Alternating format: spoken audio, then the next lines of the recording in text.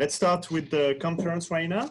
Bonjour à tous. Hi, everyone, and welcome to this last virtual conference of the day presented by Gs1, Navigating the Canadian Food Service Landscape. Despite the significant impact of the COVID-19 pandemic has had on the food service industry, the Canadian food service market continues to present unique opportunities for suppliers who want to grow their business, as well as for those who are exploring new opportunities in Canada. If you are seeking to understand what your Canadian food service trading partners are focused on to drive their business, Gs1 Canada will be able to answer your questions. If you are looking for exposure to grow your brand and products while improving efficiencies for your organization, Gs1 Canada can provide guidance. Patricia Creeley is a Senior Director, Industry Relations for Gs1 Canada, and she will answer your question about such key topics as growth and alignment of business strategies and maximizing exposure within the food service landscape with your food service trading partners. Patricia has more than 30 years of experience in the food service and consumer packaged goods industries.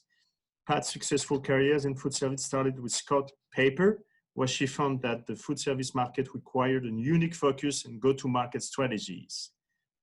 She has a proactive and strategic approach to business development and cultivating business relationships with accounts. This has been foundational to her success. Since 2010, Pat has been a key leader for the food service industry with Gs1. She has worked with the Canadian industry to reach critical mass adoption of global standards, data, and image synchronization, I'm sorry for that, and demonstrating value to Canadian businesses. Patricia continues to work with food service industry leaders to evolve the business and position the industry for success in the future. Patricia, the floor is yours. Thank you, Xavier.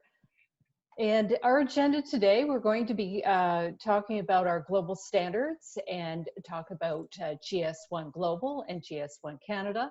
And then what we'll do is get into the changes that have impacted the food service industry and talk about some of the requirements required by the food service industry connecting with trading partners. And from there, we'll wrap it up into a summary of what it means to your business, and then followed by some questions. As Xavier said, Melanie Barlow is with me today. She's Senior Manager with our Industry Engagement team, and she will help support with answering the questions in both English and French. Hi, Melanie. Next slide, please. Okay, Gs1 Global is a neutral, not-for-profit organization that develops global standards for efficient business communication. The Gs1 standards improves the efficiency, safety, and security, sustainability, and visibility of value chains across physical and digital channels in 25 industries, the food service business being one of those industries. Gs1 Global scale and reach, representing 114 member organizations around the world, ensures that global standards, a common business language that supports business systems and processes across the globe. Next page. Now, I've mentioned standards a number of times, and standards are really the foundation to identify a product, a company, a location, an asset, a shipping container, to capture the information that belongs to that product or company, and then to share that information with your trading partners, whether it's on master data files, whether it's transactional data or event data. So underlying the identify, capture, and share is the foundation of the standards that Gs1 Global creates and develops to enable business to happen. Next slide, please. So with that, Gs1 Canada is a member of Gs1 Global, again, a neutral, not-for-profit organization. And in Canada, we collaborate with industry and business leaders to develop guidelines and non-proprietary business solutions based on the foundation of standards. Our ECCNet Industry Managed Solutions addresses non-competitive business process issues to enable organizations to meet Canadian trading partner and regulatory requirements. A business process could be something as simple as an automated listing form, eliminating the manual requirements of people filling out forms, just to name multiple other business processes that it supports. GS1 Canada is a global leader in delivering the highest quality, cleansed and updated bilingual product information that can be shared between trading partners. The food service industry has had a significant impact since the pandemic has hit the Canadian market, and it really faced businesses to adjust their market strategy. The food service businesses were forced to close or dramatically reduce their operations, with distributors and suppliers reacting quickly to avoid food waste and to continue to support the availability of food to Canadians.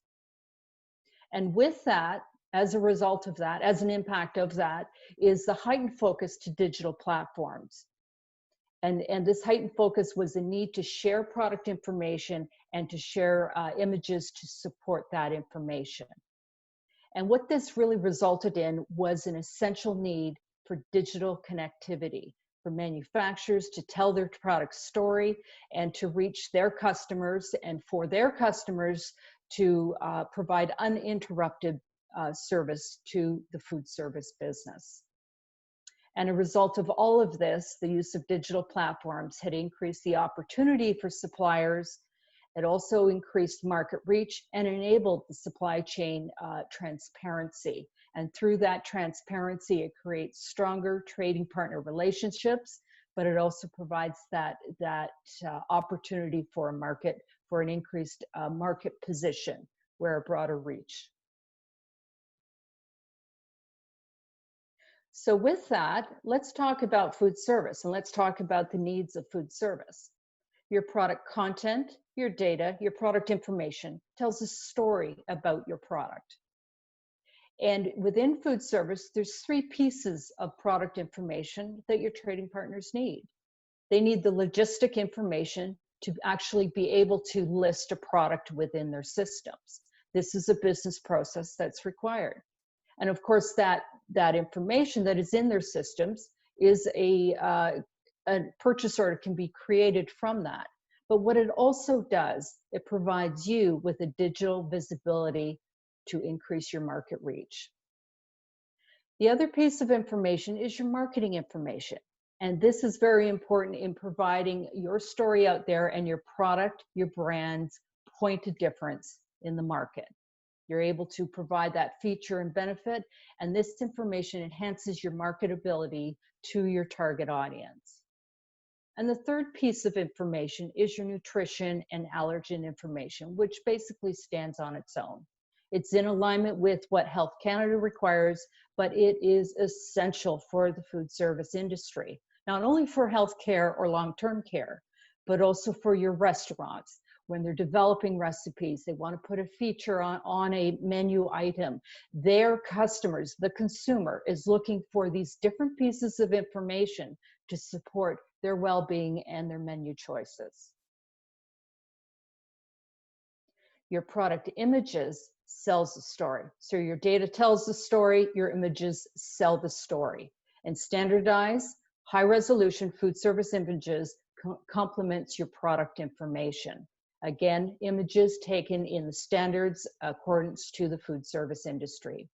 And these images provide the first impression of your products on any digital platform, whether it's an electronic catalog, whether it's an online application to place an order, or whether it's an application for distributor salespeople to see your product, their customer service people to see your product when they're talking to customers.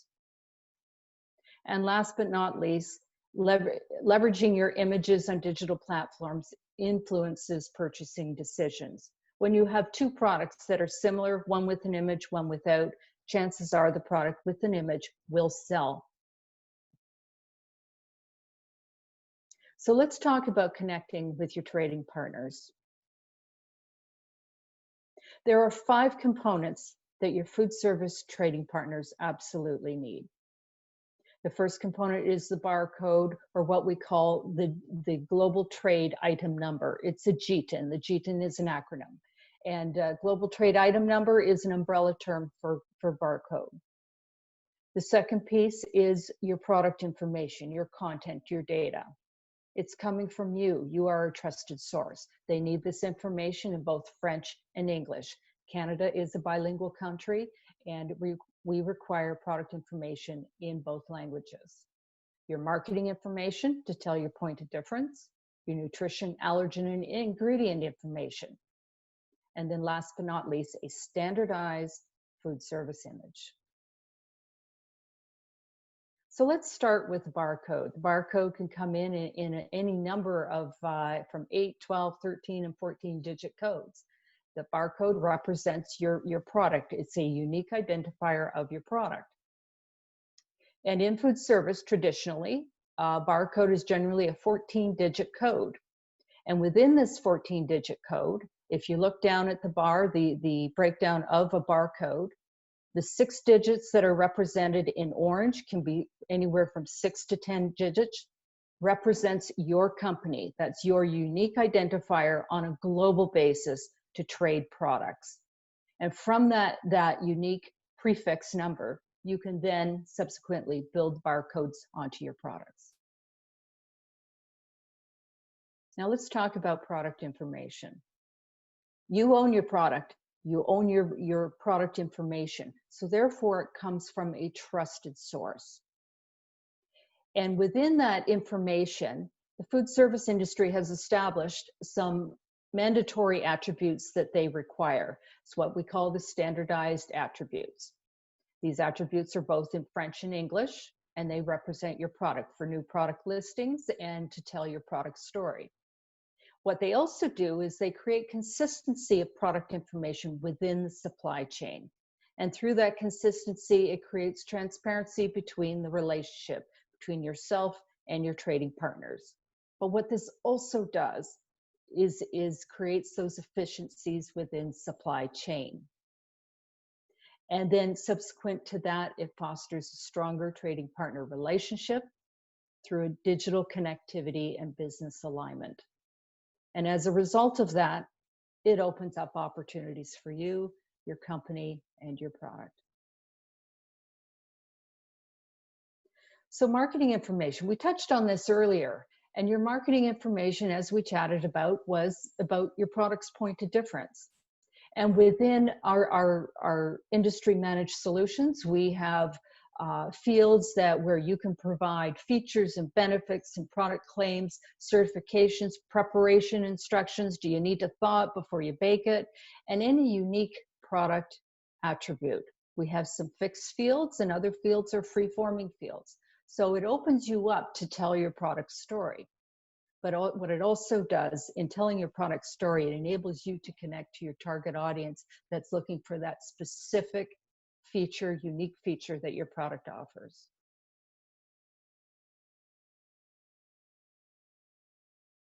Next slide. Now with that, Canada, as I mentioned before, is a bilingual country, both French and English.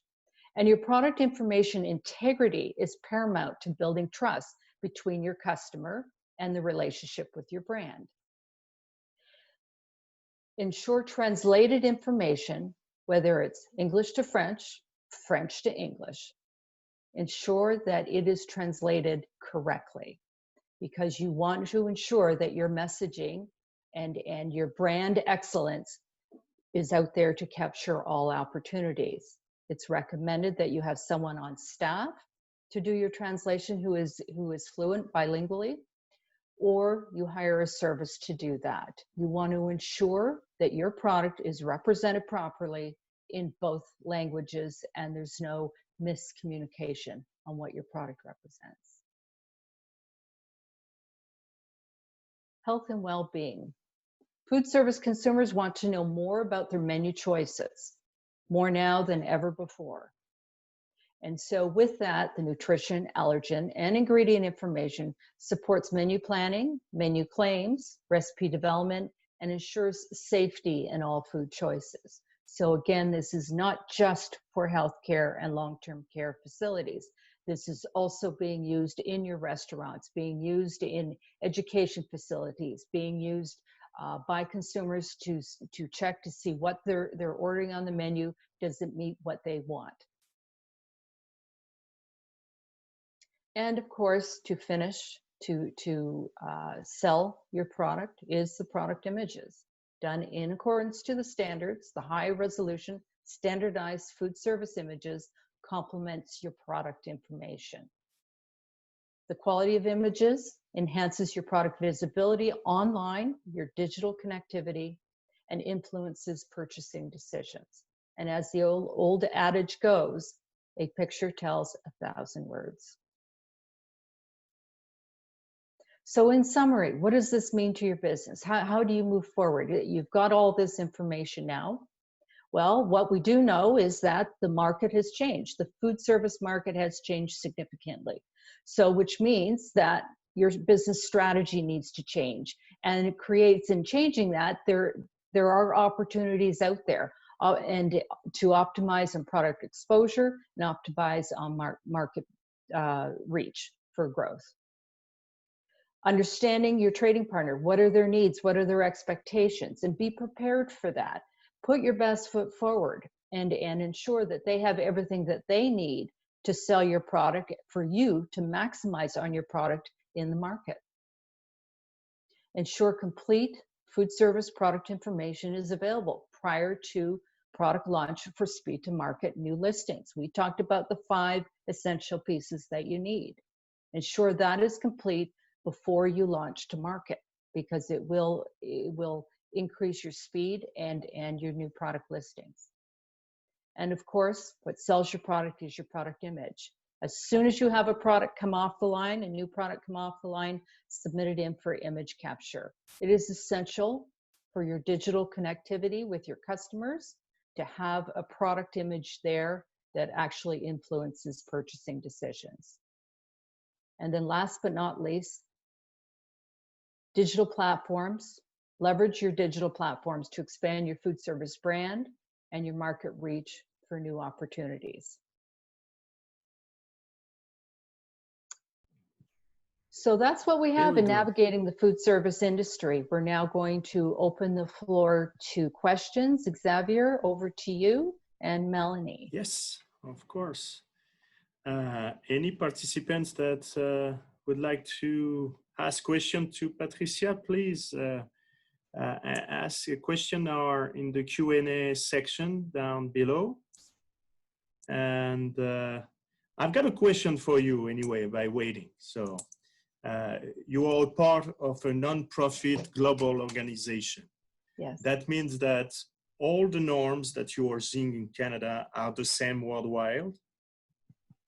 Yes, they are. Canada has come together, the industry has come together to identify specific pieces of information that is needed to list a product and to be able to support the product within food service, within their internal systems, as well as their online applications, whether it's a food service distributor or a food service operator.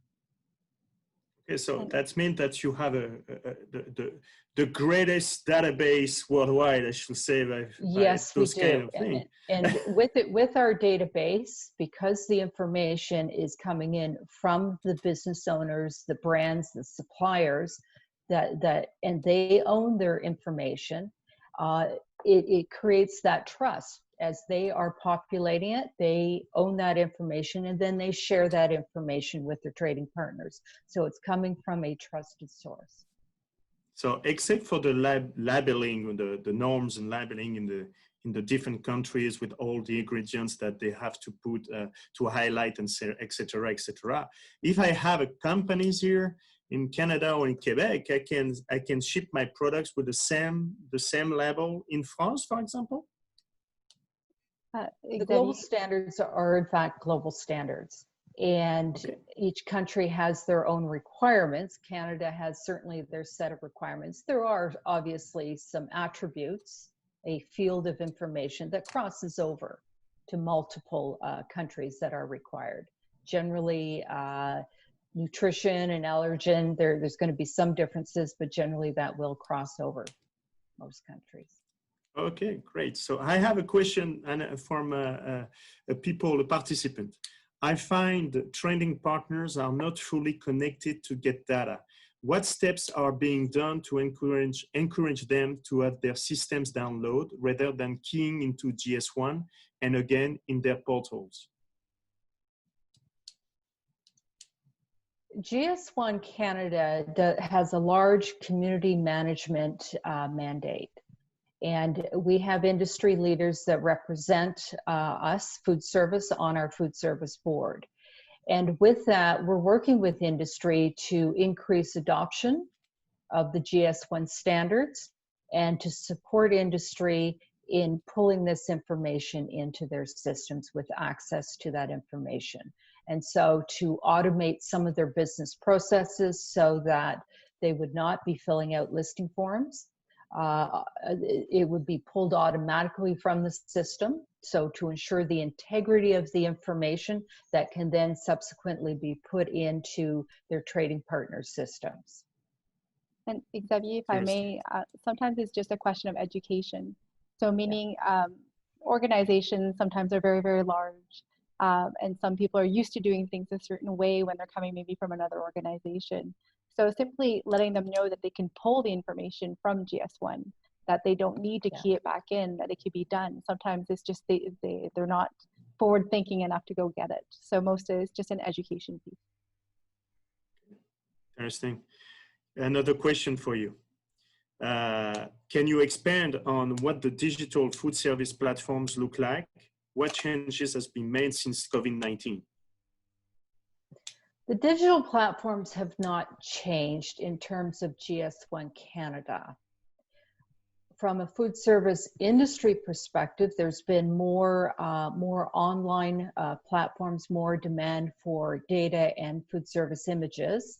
There's also been a shift where some of the distributors have opened up a public site, so increased opportunity for manufacturers to feature their products. So you have the food service distributors kind of changing a bit, and you'll see this within the industry. There's a graying of the lines where you'll see some products going into grocery and some of the grocery products coming into food service. But food service had to react very quickly and to ramp up their online systems, and some of them actually opened up to the public as well.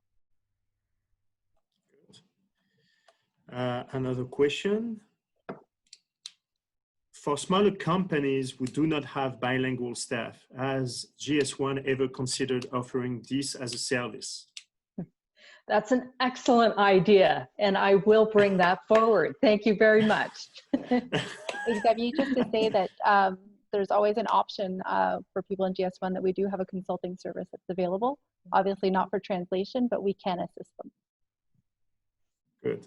Good. That's obviously for a bilingual country. It would be worth to make it. Obviously, I don't see any other question now.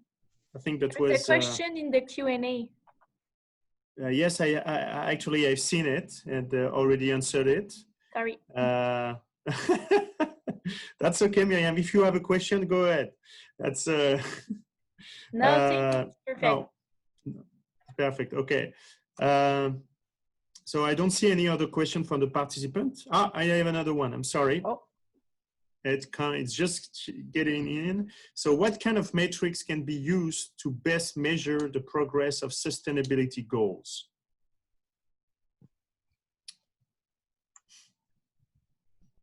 Metrics in terms of specifically what? What kind of measurable sustainability goals are realistic of large industry players? Data, it seems in data? Okay. Within ECCNet registry, we do have certain attributes where manufacturers can populate, producers, vendors can populate to support specific certifications or statements, market statements on their product. What kind of And measurable sustainability goals are realistic for large industry players? Xavier, if I may, I think maybe I'm misinterpreting the question, but obviously depending on who you're doing business with, whether you're a larger manufacturer or a smaller manufacturer, you kind of know kind of the rules of engagement. Pat spoke about it. It's having kind of your product information that's up to date with all of the information that's needed to sell your product. The same thing with current imaging. We have tools to be able to look at what you currently have listed in the market and see where the gaps are. So you can have that conversation with who you're trading with to make sure you're completing and getting up to 100% a full, an A+ on your report card. yes. Thank you. I have two other questions. What kind of education does GS1 Canada offer? Lots of services asked. We have education covering every topic you can possibly think of, whether it's from the standards, whether it's how to use our industry managed solutions, whether it's to understand how to create a Gs1 or a barcode for your products, where to apply it. We have got education to support every aspect of our trading partners' needs, business needs, and launch into market. And we also have a great customer support and industry support team that's there to assist questions and help people out to get started and understand the rules of engagement. Yes. And where you can find the information? The information. Education. Come see us at our booth.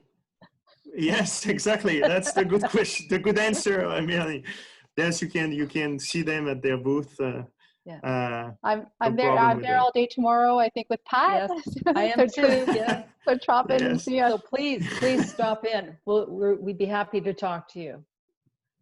What is the difference between the trading requirements for the different sectors? The trading, it's very industry specific. Obviously, some of the things like new items setting up a new product in somebody's systems, a lot of that can be very similar between the different business sectors. But then when we look at the extended information for just say food service, where we require the marketing nutrition, would be very different than what the pharmacy information is, and even that of general merchandise or hard lines.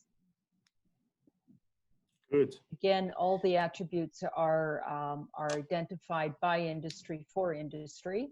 So to that point, food service would have about 94 attributes in total across the 3 different pieces. Other business sectors have other attributes as well. It doesn't mean you're limited to those attributes, but those are the required attributes by industry. And the good news, Xavier, is that you enter your product in once, and depending, even if you're selling it to 3 different sectors, you just add the information as you go. So it's available to everyone. So whether you're selling in food service, in grocery, in pharmacy, you can add it all at the same time and be visible to all 3. Okay, good. I have still 2 questions. You know, it's very interesting. So often have difficulty knowing who to work with in regards to having items removed from dashboard, things assigned incorrectly. Is there another way when we do not actually deal with that trading partner? You have the ability to discontinue a product in ECC Net Registry. You control your data. I think what they're meaning, Pat, is sometimes there's data that might not be theirs in their dashboard and they're looking to have corrections made. So obviously reach out to GS1 and kind of explain. And you also have to know if this is your product, you're saying I'm not doing business with them. Sometimes you can be doing business through them indirectly, meaning through a broker that's representing your product or a distributor. So sometimes you might not have a direct relationship, but your product kind of makes its way there. Your food service distributor is representing you with that particular customer. Thank you. Another question, what is your top tip for someone just launching a product in the market?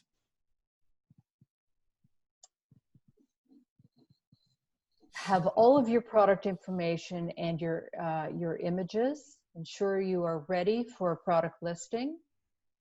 And you want to ensure that you have the biggest opportunity to expose your product to market. Publish your product to all trading partners, whether they list it or not, because our services are also used to search and source for new vendors and new products. And like Pat said, go big or go home. Yeah. Good. Another question. I mean, that creates a lot of interest. What is the difference in terms of working directly with a retailer versus working with a broker slash distributor? Okay. When you refer to a broker or distributor, do you mean a food service distributor? Okay, let's see. I'll take it from that vein. There really isn't much of a difference, short of both organizations, a food service distributor, a retail organization, they need to list a product. They need to have that product information into their systems to have it listed and subsequently create a purchase order. Within food service, the organization also requires your marketing information to feature your product, your point of difference, as well as your nutrition and allergen information. So food service has a set of extended pieces of information for marketing and nutrition to support your product in the market. And that information is visible by a food service distributor's customer service team, their sales team, as well as it will be rendered online for visible to all of their customers. And Xavier, if we're talking about maybe a retail broker and kind of on the retail side, obviously you can list with a broker, you can list directly with a retailer. It's up to your own business process what you want to do. Typically, if you're not exclusive with a broker, you can do both. It's up to you to decide how you want your brand kind of to reach across Canada. Yeah, no, one does not stop the other. Good. Another question, as someone in the industry, how do you see the food service industry changing in the future? Patricia, I think it's for you. Yeah. I would say that food service industry is very resilient. It has been created by entrepreneurs. It has been created out of passion. And I think that we have seen change, but we haven't seen the end of change yet. And the digital platforms will transform the industry, but out of that will come additional opportunities. Entrepreneurs are very creative, and you can see with the different things that are sprouting out of the industry that a year from now will look very different than it is today. And I think that it is very resilient, and it's an industry that people need. It employs a lot of people, and it is something that will come out from the ashes. It will be something that will be very successful down the road. I think, as Pat says, people are extremely resilient. I'm looking at restaurants in my area now that we're going through partial closures only for takeout. They started out with a bottle of wine that you don't know which one it is. It's included with your order that you get to discover. So I've never discovered as many beautiful bottles of wine as I have since COVID.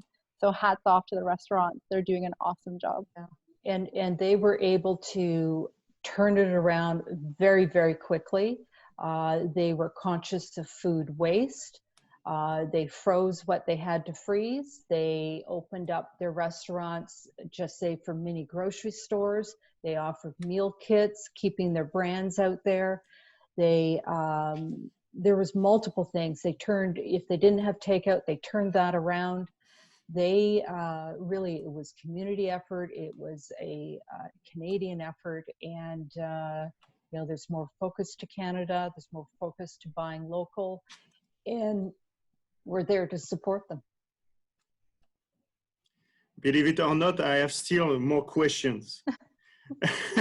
Do you see things like Go Fresh connecting in any way to GS1? Ask them to give us a call. Yeah, give us a call. Let's find out. Give us a call. We'll connect them. Yeah. Or go to the stand, the Go virtual to our stand. They are stand, there tomorrow. We'll talk tomorrow. We'll talk We'll tomorrow. talk tomorrow, yes. And what You is know- the number of your stand? I don't know. What is We are in the Technology It's just- Pavilion. You can We find us just there. click on it. Yeah. Technology Pavilion. There's not too many GS1s. But absolutely, I think Pat said we're non-for-profit. We're industry-driven, meaning if there's a need in industry of two partners that need to talk to each other, come see us. Yeah. And what are some of the trends that are being seen in the food service industry according to you? An increase in takeout, obviously delivery, but I think what you're going to see is a transformation in how people have their footprint, how they go to market, how they're going to use digital information. So building insights into their business, and from those insights, how do they make their business stronger? You're going to see a lot more automation in terms of the exchange of information, and a lot more marketing as it relates to online and digital platforms. I think there's a lot there that we're going to see down the road. And it's already happening. It's already happening. And for sure, and it's all about also sustainability and finding where your food comes from, local, fresh. I think that's always going to be a forefront. Yeah. People want to know more about their product, which creates this need for access to that marketing, that rich marketing information, the features, the benefits, what does your product represent? What does your company represent? That's going to be very, very important to market your products and your brands and what your restaurant stands for. Exactly. How are you different from everyone else? Yeah. Interesting. Another question. What is the number one advantage by having a barcode on a product that is just launching in the market? Unique product identifier. It's built on the standards. It's for product traceability. You need to understand where that product is. It will identify your product in the market. It provides the ability to share product information with your trading partners, so that digital connectivity. It enables you to apply a food service image to that product, so something to complete your product story. It enables you to reach the market with your target audience, with the right brand, the right product to meet the right need. And I think it also goes that you're starting off on the right foot, meaning that if you don't have a barcode, you're selling locally, fine. You get into a big chain, you now have to barcode, you have to redo what you've already done. Just well start it off the right way. Good. Another question. What is the best way to make your brand stand out? You have so many expertise, huh? The best way to make your brand stand out is ensure you're connecting with your trading partners with the information that they need. Within the marketing information, you're not limited to a certain set of attributes. We have over 900 attributes in ECCNet. So I would suggest to take advantage of how you can showcase your product. And the more information you can provide to your trading partners, the more that they can show on their digital platforms that reaches out to all of their customers. So there's opportunity there for you to showcase your customer. But it first starts with having your information available, and how do you want to portray that information to your trading partners. I have another question for you. Oh, another question from another person, but I will ask my question first, if I may. Just if I'm launching a new company or not, I'm doing a new product and I need new ingredients. Thanks to your database, maybe I could source the ingredients that I'm looking for, thanks to you as well. Is this something that you could provide easily with your database? I'm looking for some kind of. Well, if you're a operator and subscribed, yes, you can search and source for new vendors and new products in ECCnet. Yes, Absolutely. You're creating a new recipe. You're creating a new product. Yes, certainly. And let's just say the information that you put in, that's why it's important. Meaning if you're gluten-free or high in vitamin D or something that makes you different, you have to put it there so people that search can find it. Yeah. Okay. Interesting. That's nice. Very nice. So we can work with you also for SIAL Canada and provide new exhibitors, right? Absolutely. Can we search? I got another. Yeah, it's on ingredients. That's interesting. Can we search on ingredients that other companies have in their products? It's a bit related. Yeah. The same answers. Oh yeah, yeah. As an operator, yes, yes, you certainly can. As a distributor, yes, certainly. Okay, good. We had the same idea at the same time. So I think that's the last one. That was another one. I'm sorry. This time I'm supposed to close it. It's appearing.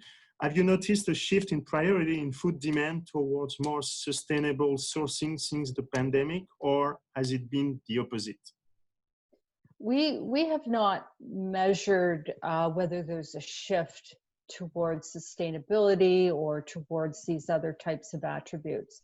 What we have noticed was that industry is asking a lot more questions about their products. So sustainability, whether it's packaging or whether it's ocean-wise, those attributes have been garnering more and more attention from the operators, food service operators and food service distributors. Have we measured it? No, but more demand is coming our way in terms of the different attributes we have for people to be able to say do RFPs and be able to feature on their online applications.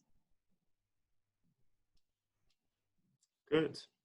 As you can see the booth of GS1 just appearing on the chat sent by Karen. So if you want to visit the booth of GS1 at the virtual show tomorrow, you can click on the stand. You can even have some kind of a meeting. There is an agenda for that. So you can schedule it so without any problem. I will, I guess this will be the last question. I don't have any more, so it's good.